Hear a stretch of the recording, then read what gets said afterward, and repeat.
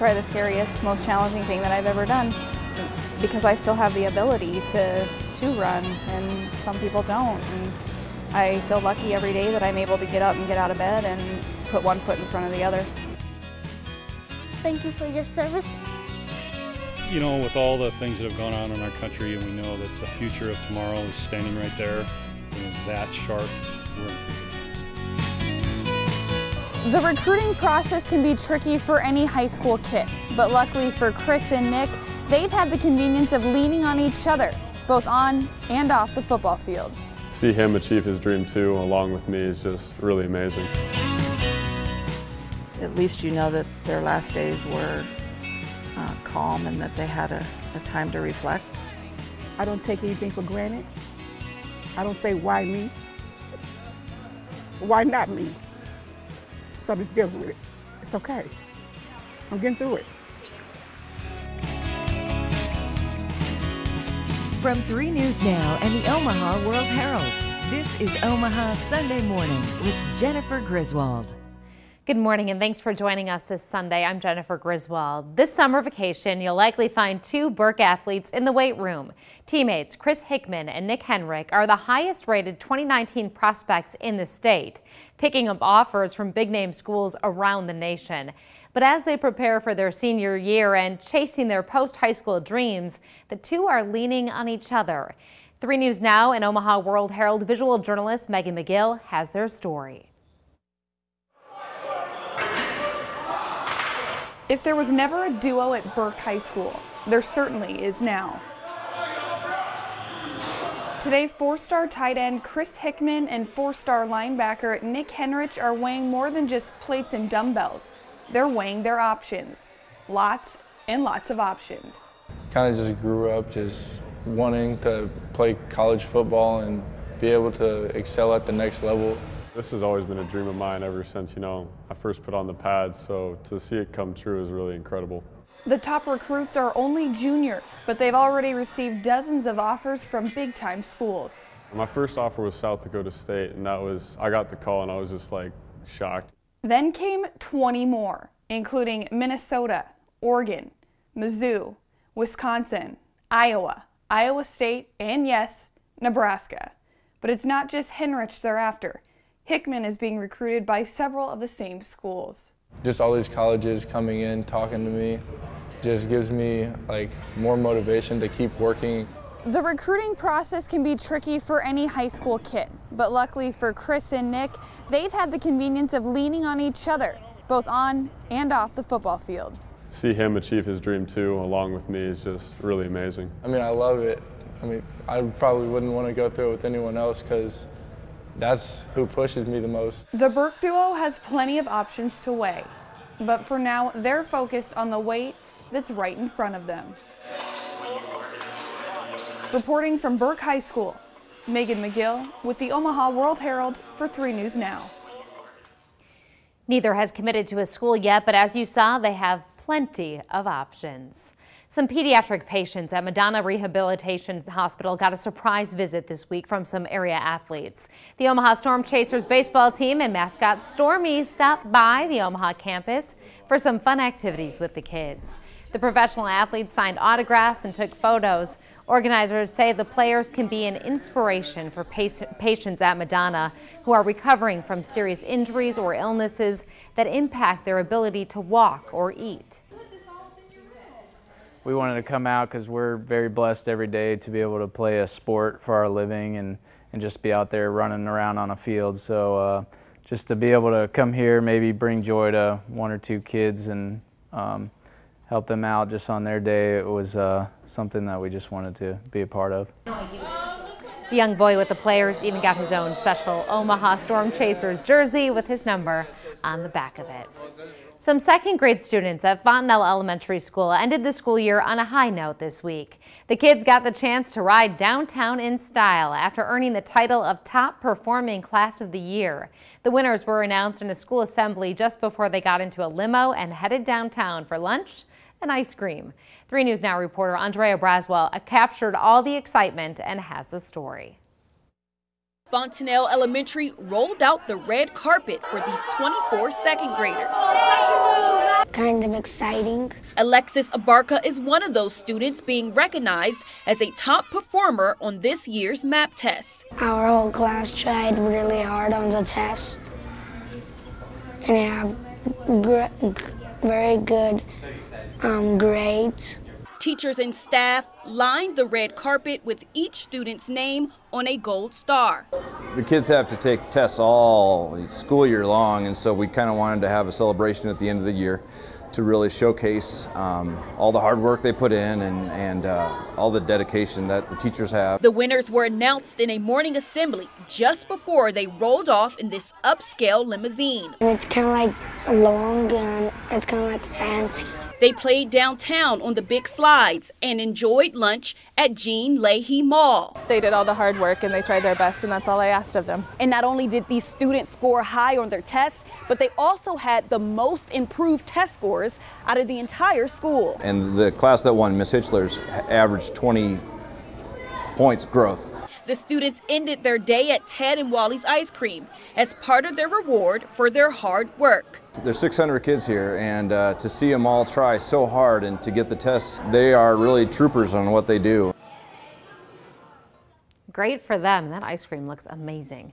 Children who have mentors are more likely to become leaders and mentors themselves. When Omaha Sunday Morning continues, we show you the new way OPS and local groups are reaching out to men, hoping to recruit mentors.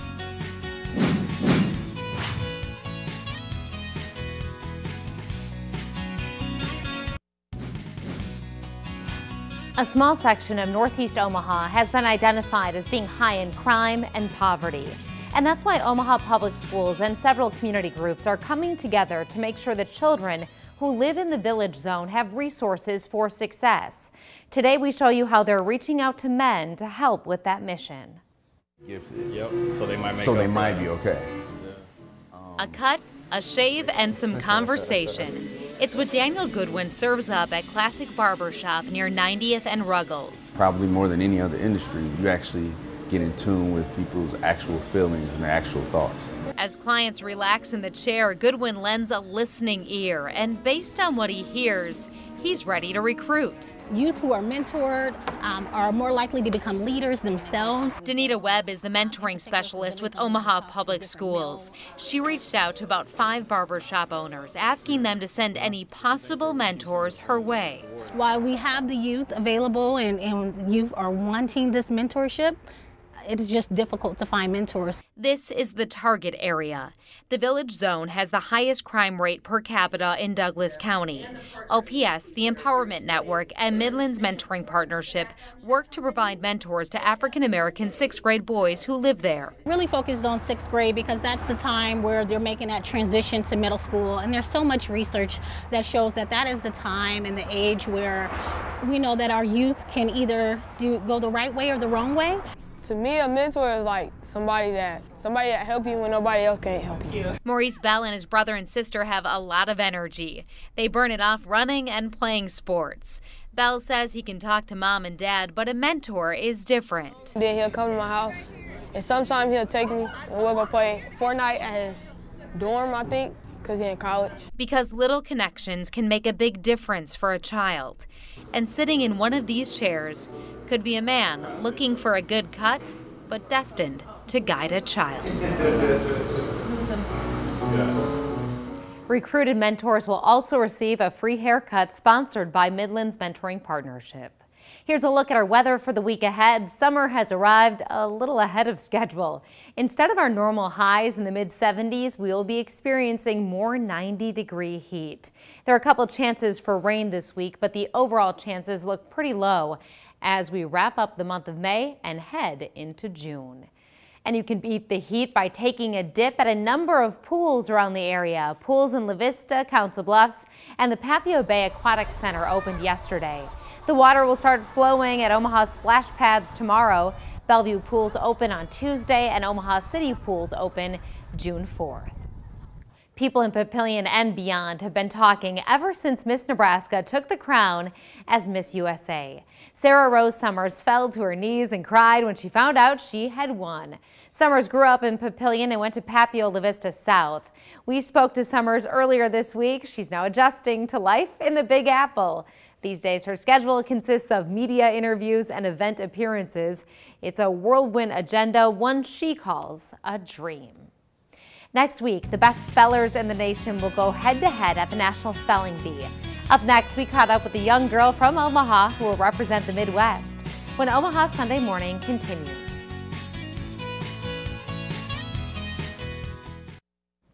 After winning the 89th annual Midwest Spelling Bee back in March, 8th grader Stephanie Lewis will now compete in Washington, D.C. next weekend as part of the Scripps National Spelling Bee.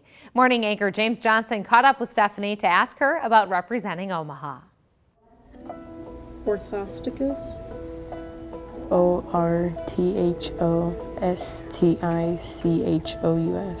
With a list of words, Stephanie Lewis and her teacher are getting ready for next week, competing against other students from across the U.S. and other countries like Canada, Japan, and South Korea in the Scripps National Spelling Bee. But before making it to Washington, she had to win the Midwest Spelling Bee, and she did. Congratulations, Stephanie. You are our champion. That's fantastic. It was very surprising because it was my first time there and I was nervous. And I really didn't think that I would make it to the finals. Lewis says she got into spelling in the 5th grade after taking part in a required spelling test and discovering she had a passion for words. She's won her school's spelling bee 3 times and credits her dad with helping her along the way with what he calls combat studying. Combat studying is if you get it wrong, then you have to know this, and he gives a little speech every time, you should know this. Lewis and her dad go over words a few hours a day, at least 3 days a week. And on top of that, she also studies with one of her teachers, Teresa Franks. Yeah, she's an amazing student. She will do the work. She will get it right once she gets it wrong. And she's been a real joy to work with. Frank says being a good speller isn't just about memorizing words, but being able to break down words by looking at its origin, meaning, and how it's used in a sentence. We could cover 10 words, we could cover 60 words. It depends on how much learning we have to do in between. R-I-V-O-R-O-U-S. With every letter of every word, hoping to win big in D.C. She was already in the upper echelons, and now I really think she's got a great chance. Lewis and her family fly out in a few days. Good luck to her. The preliminaries are Tuesday, May 29th and Wednesday, May 30th, and the finals are Thursday, May 31st on ESPN. She says she's looking forward to competing and making Omaha proud. I think she already has made Omaha proud. Omaha's biggest draw is ready for the busy holiday weekend with a new attraction. Up next, a look at what animals you can see at the zoo's Asian Highlands and what features you will find in the future when Omaha Sunday Morning continues.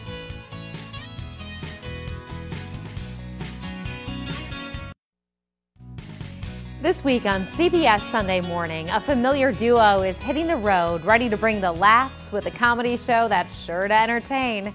CBS Sunday Morning correspondent Lee Cowan spoke with us about the new show by the always funny Steve Martin and Martin Short.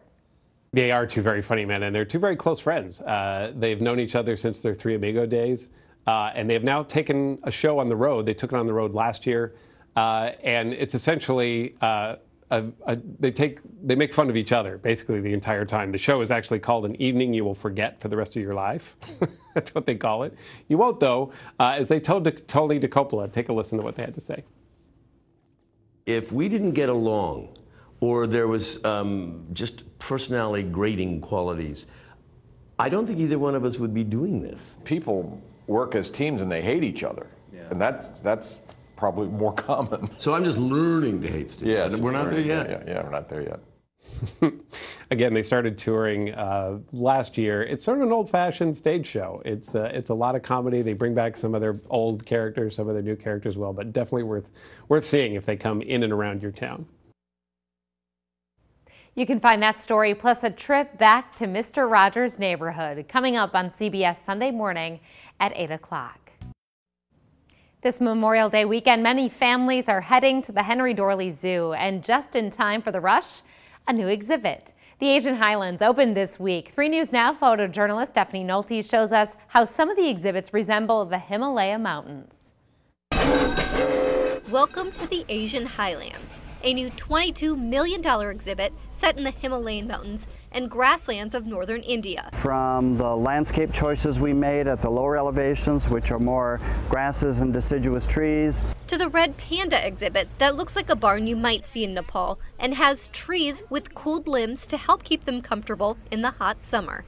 we put them out yesterday, refused to come in, they stayed out all night. We were very happy to see them still in place this morning. All of the animals in the Asian Highlands don't mind the cold weather and will be on exhibit almost year-round. You get a whole different feel for the animal because they're in some sort of natural context, and that always helps. It helps with the learning, it helps with the appreciation. Frankly, it even helps with the respect and awe people have when they see these animals. Deer and the 4,000-pound rhinos share a space. The worst he's done is sort of approach them, displace them, and they sort of yawn, get up, move 10 feet, and then lay back down again. It's a panoramic view of the grasslands with large shade trees. But the best place to look for rhinos is actually in the mud. This is what rhinos do. When you see them in the wild, this is how you usually see them. I think it's cooler, it protects them from that intense sun, and it helps protect them from insects as well.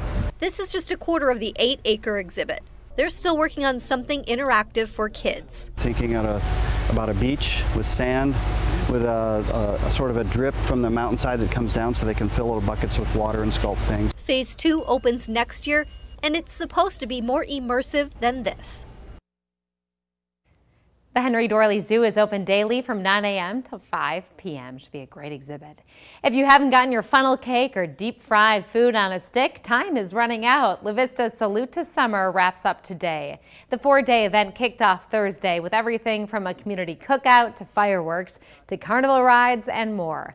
On today's agenda, the carnival is still in full swing and the family pool party starts at 1. It's free for everyone and sounds like a great way to cool down today. Across the river in Iowa, Lust Fest is going strong at Tom Hannafin River's Edge Park. It kicks off this morning with Bike the Bluffs at 11 a.m. Later tonight, the Omaha Symphony will take the stage, followed by the Fireworks for Freedom display. And of course, there are a number of events planned across the metro tomorrow to honor those who served our country. The Omaha National Cemetery will hold its second annual Memorial Day ceremony. Guest speakers include Senator Deb Fischer and Congressman Don Bacon. This year, the Patriot Guard Riders will participate in that ceremony. It's set for 11 a.m. at the cemetery, which is located at 144th Street and Schramm Road. And flags will line the monument at Memorial Park as crowds gather to pay their respects there.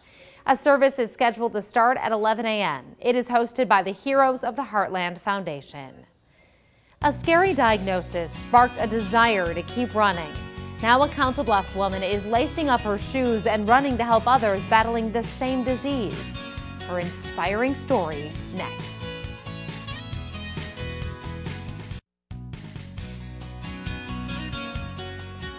It started with a tingling in her right arm, probably a pinched nerve, she thought.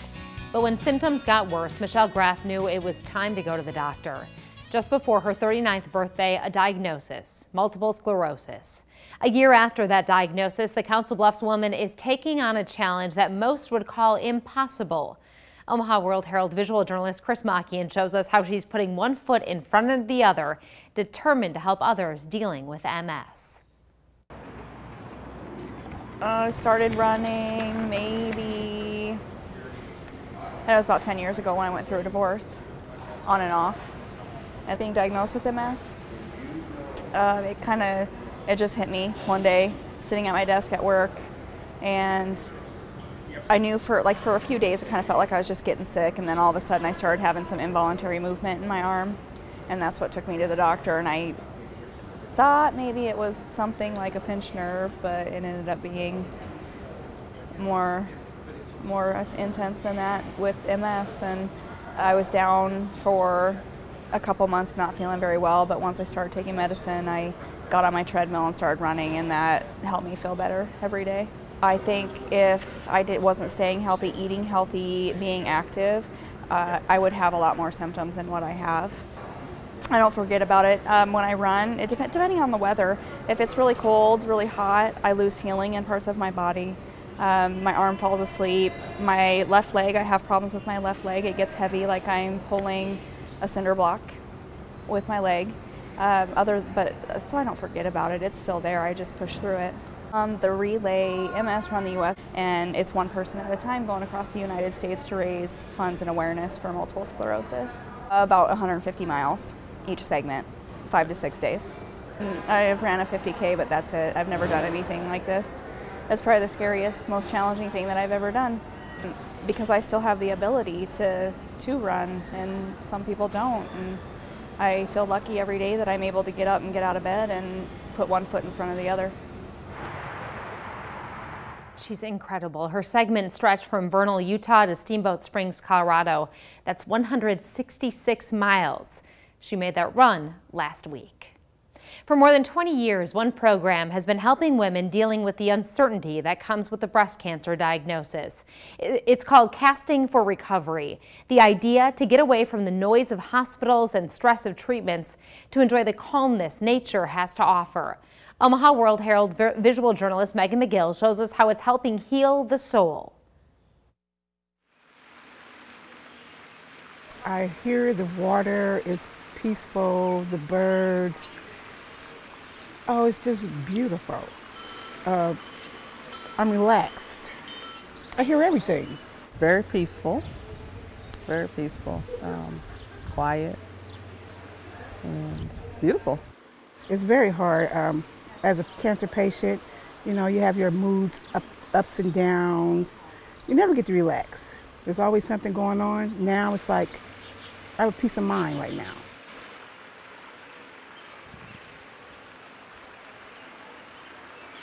It's actually kind of nice to be around people that are going through this, because like when I'm in the treatment center, you don't talk to, you know, the other patients. So this is the first time that I've actually like been outside of the hospital in a gathering with a group of people that are going through a similar situation. I've never been fishing before. I love it. I'm going to buy me a fishing rod. I'm going to start fishing now. It's awesome. Far away, not close to you. There's usually a lot of doctor appointments, a lot of stuff, a lot of medicine, a lot of bad side effects, and this kind of takes you away where you don't have to worry about any of that. It's just time to think about fishing and nothing else, and that's what everybody seems to enjoy. It's nice not seeing everybody walk around in white coats. And even though everybody's sick, you know, to me, you don't look sick, you know. Just, I don't know, being carefree. Seeing women come through, maybe on their last days, that they come out to fish for a day, and then going to a funeral or something afterwards, at least you know that their last days were calm and that they had a time to reflect. I don't take anything for granted. I don't say, why me? Why not me? So I'm just dealing with it. It's okay. I'm getting through it. Those retreats are open to women with breast cancer of all ages in all stages of treatment and recovery, free of charge. Video of a talented and adorable 7-year-old playing the violin for the La Vista Police Department this week caught our attention. Chief Bob Louston shared it on Twitter, praising the sweet gesture. The first grader continued making the rounds, thanking firefighters in Papillion. 3 News Now reporter Maya Sines was there for the special concert. While most kids visit a fire station to tour the big fire trucks, 7-year-old Matthew Murray went to the Papillion Fire Department to thank first responders for their service. Thank you for your service, and thank you. I really appreciate how you helped our people. Thank you for serving our country and helping people. And serenade them with his 100-year-old violin. He considers police officers and firefighters heroes. Because they serve us, they help us, they put out fires, they get into houses and save people, and they also, when people need help, they're always there.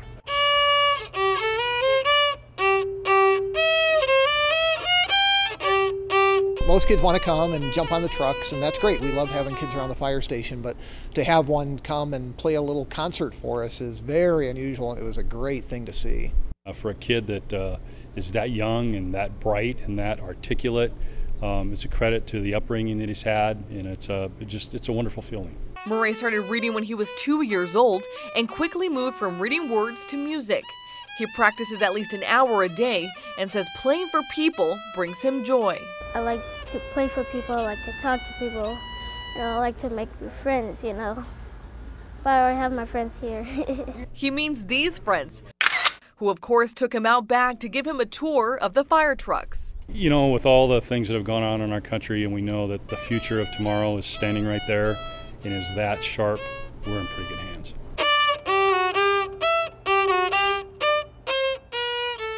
What a great kid. Murray says he now has friends at both the fire station and police department. He's been invited back by the police chief to play for the entire department next week. When Omaha Sunday Morning continues, a radio show is proving you don't have to change with the times. Plus, we go into the archives for a look at some Omaha history. It's time to go into the archives this week. Check out this photo from June 19th, 1953. It was hot enough outside to buckle pavement. Highs reached 105 degrees.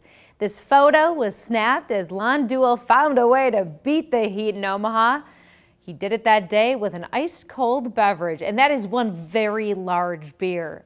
You can find this photo and many more historic Omaha photos just like it at omaha.com.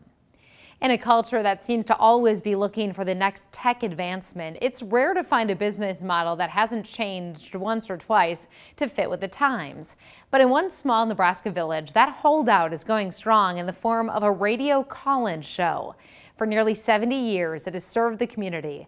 And as Omaha World-Herald visual journalist Megan McGill found out, it's still just as relevant today as it was decades before the internet connected the world.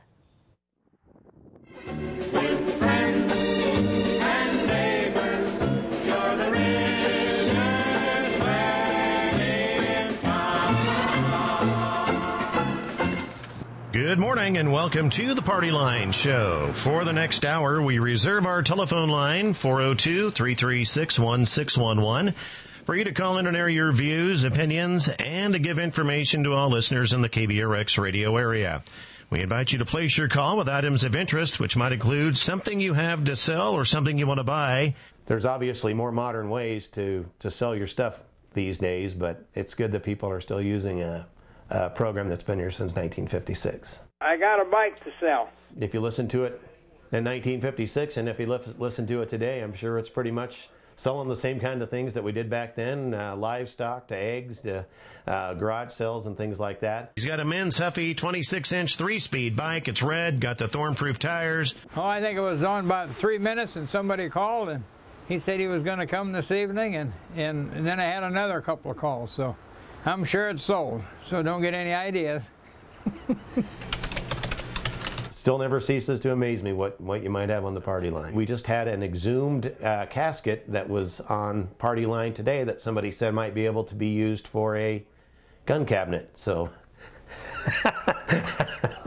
my husband will come in and say, well, what was on Party Line today? If he's out in the shop, you know, was there anything, you know? Oh, say somebody was going to give something away, you know, and that happens once in a while. I have a treadmill to give away. Sounds like that might be the deal of the day. It gets results for people, and I think that's what people like is the fact that it does work. Oh, I've sold treadmills, and I bought treadmills, and I've sold quite a lot of bicycles and things like that. I'm a kind of a wheeler dealer.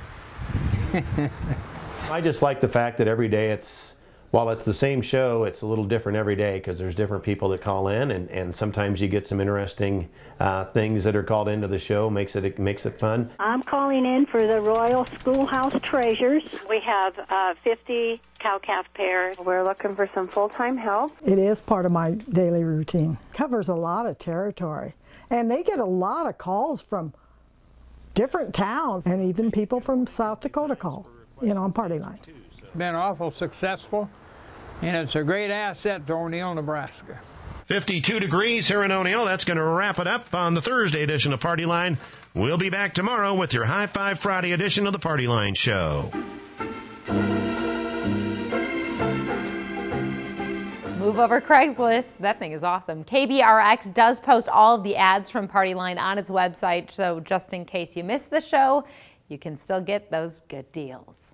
The way people ranch and farm has changed over the years, but some still rely on the old ways of doing things. A look at the scenic but grueling trek one western Nebraska family makes as they push hundreds of cattle 30 miles down the road on horseback.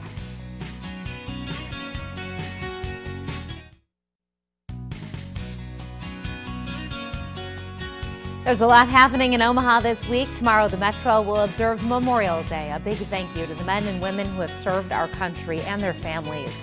On Thursday, Bellevue is hosting a food truck event. Over 20 food trucks, music, clowns, and a food drive all planned starting at 5 p.m. at Marathon Ventures. And Saturday, a sure sign of summer, the Omaha Farmers Market will be in full swing. It starts at 8 a.m. in the Old Market. For more information on these events and many more this week, take a look at the community calendar on omaha.com. It's a tradition that dates back to the earliest Nebraskans, long before interstates and cities dotted the landscape when cowboys outnumbered city folk, the cattle drive.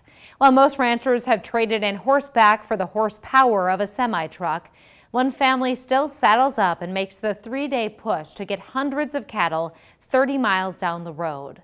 Omaha World-Herald visual journalist Brendan Sullivan shows us what it takes to move a herd that far in the Nebraska heat.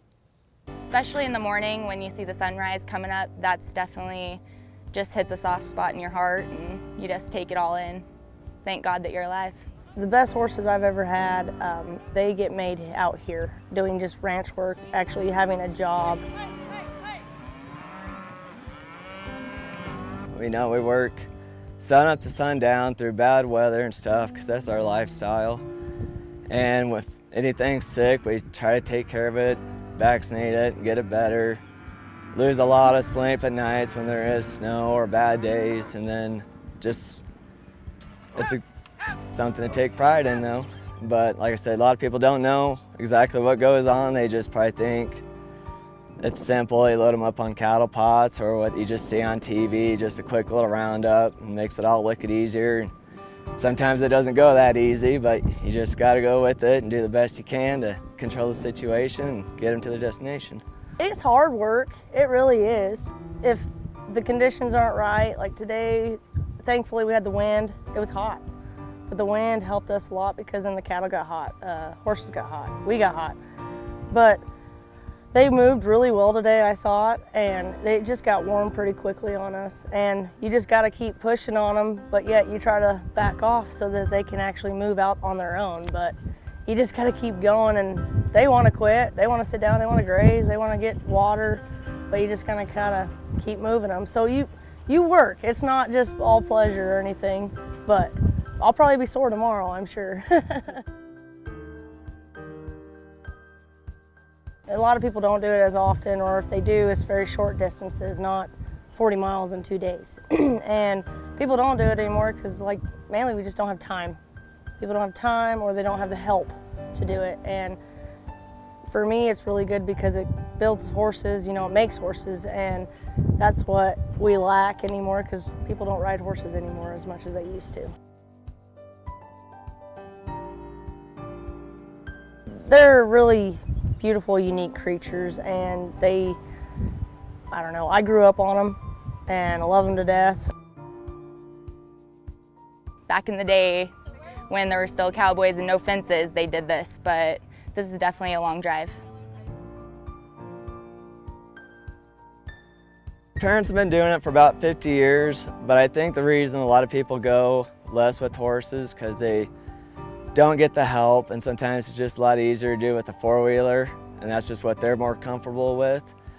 So, and then they just move cattle down with the four-wheeler, or if not as many people have as many cattle as we do to go down, then they can afford to haul them with semis, just because it's easier for them. They got something else to do, but for as many head as we run, and we're just kind of used to being on horses, and they're somewhat used to it, it's just easier for us to go down the road with them take the time out of the day to do it and just get them out to summer pasture. It's just a serenity is the word to describe it. I would say it's peaceful and just being out here in the middle of nowhere. I grew up out here, so this is kind of what I know, and I just love it.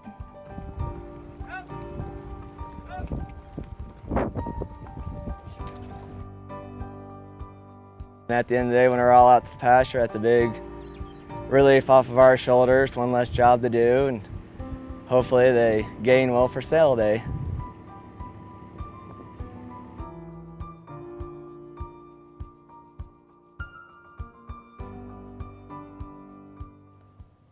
Such hard, impressive work. The family has been doing this annual cattle drive through the Sandhills for the past 50 years. People might ask, what's so great about Nebraska? Well, editorial cartoonist Jeff Katurba is up for the question. His answer next. But first, a preview of the great stories coming up on 60 Minutes and CBS Sunday Morning. No, this isn't happening. This Green Beret saw American bombs dropped on his own men, and he tells 60 Minutes it could happen again tonight. This Sunday morning, celebrities making a name for themselves and making a killing selling marijuana. We'll preview a new documentary on the life and times of Mr. Rogers. Attend a rock festival where the food matters as much as the music. And share a few laughs with the two amigos, Steve Martin and Martin Short. Sunday Morning is coming right up. Is Nebraska boring? Omaha World-Herald editorial cartoonist Jeff Katurba does not think so. He shares why Nebraska is so nice. I'm Jeff Katurba. I am the editorial cartoonist for the Omaha World-Herald. If you live in Nebraska or Iowa, then no doubt you've heard the Midwest is so boring. But is it? Recently, Nebraska and Iowa had two big wins on the national stage. I even drew this cartoon about it. Our own Miss Nebraska won the Miss USA pageant, and also a woman from Iowa was named American Idol. My cartoon goes on to show a young woman pondering how there really are a lot of great things about the Midwest, which leads to her mom asking if maybe her daughter is now having second thoughts about moving to the coast after college. You know, because maybe the Midwest isn't so bad after all. There was a time when I probably didn't fully appreciate what living here offered. I mean, I've been able to develop a career as a cartoonist, but I've also been able to pursue my other passions like writing and music. As much as I love, say, New York City, I'm not sure I could do all of that if I lived there. Case in point, in June of 2001, my swing band, Prairie Cats, played several shows in New York, including one at Windows on the World, which in my mind still exists. Anyway, it was incredibly difficult just trying to get to the clubs where we were playing each night. There was traffic and parking the van and unloading the gear, which, as you might imagine, is not easy in a crowded place like the Big Apple. After the gig, we'd load out, again dealing with all the hassles of parking the van and dealing with traffic. I was exhausted. It felt like it took all day to prepare for one show, because it did. In Omaha, however, I can easily get to the newspaper in the morning to draw my cartoon, and after my deadline, I can easily get home to prepare for a show. Driving to a venue and unloading in Omaha is a piece of cake compared to other places. And after the show, I'm home in 20 minutes. All this is to say, if I lived in a place like New York, as much as I love that city, I think I'd have to pursue just one passion, not 3 or 4. Is the Midwest boring? Not if you're Miss Nebraska or a contestant on American Idol, or a guy who likes to play music, write, and draw cartoons. Oh, and make videos too. I agree, Nebraska is very nice. Tomorrow, crowds will gather at cemeteries across the country to pay their respects to the men and women who have served our country. We end this week with a simple request from a woman right here in Omaha. Mary Rosenthal took to Twitter this week asking people to stop by and leave some flowers to make sure the grave sites of military men and women without family are decorated for Memorial Day. There are currently 14 service members buried at the Omaha National Cemetery who were either homeless or have no family left to care for their gravesite. We have a list of their names and where their grave sites can be found on our website, 3newsnow.com. That's all for this week. Thanks for watching Omaha Sunday Morning. Have a good Memorial Day, and we'll see you back here next week.